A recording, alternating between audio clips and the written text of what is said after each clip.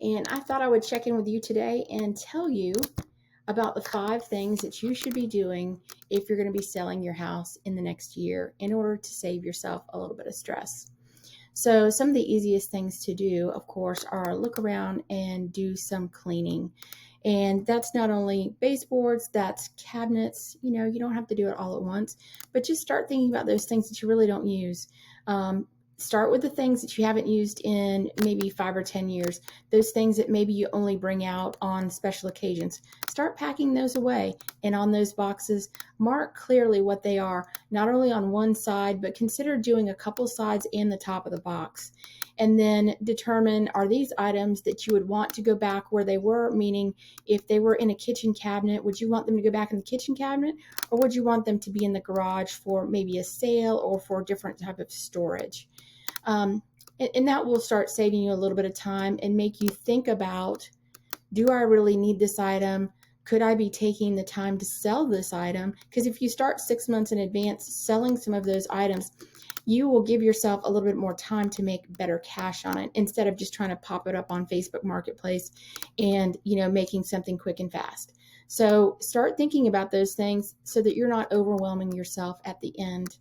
Number 2, think about the items or the parts of your house that you need to be in order to be insured by the next buyer. Now, just because you have insurance today does not mean that if you went out tomorrow and tried to get insurance again, that you could get it. So one of the easiest things that you could do is have an inspector come in and do a 4-point inspection, okay?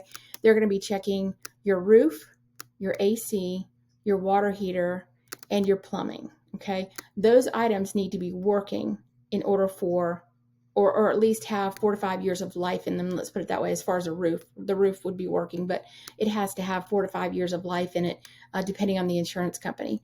So you get all of those 4 things checked, and then you have that report to put with your listing when it's time to list. And that gives the buyer some reassurance that they too will be able to get their home insured.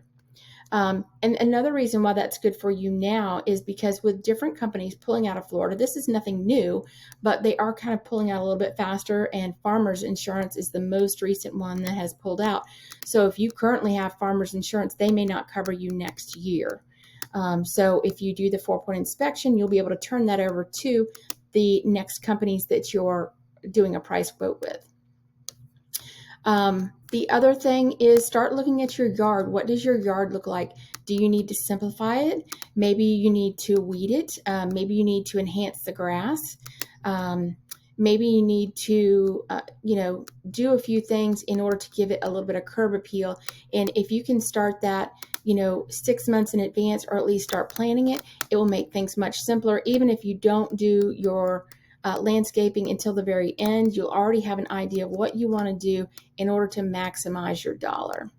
So we're almost at the end of this video, and I would like to ask you to please like and subscribe. I'm going to be doing more of these videos over time to let you know some of the little tips and tricks that I did in order to get my house to sell for the highest price per square foot in houses over 1,500 square feet within the last 6 months. Now, why is that important?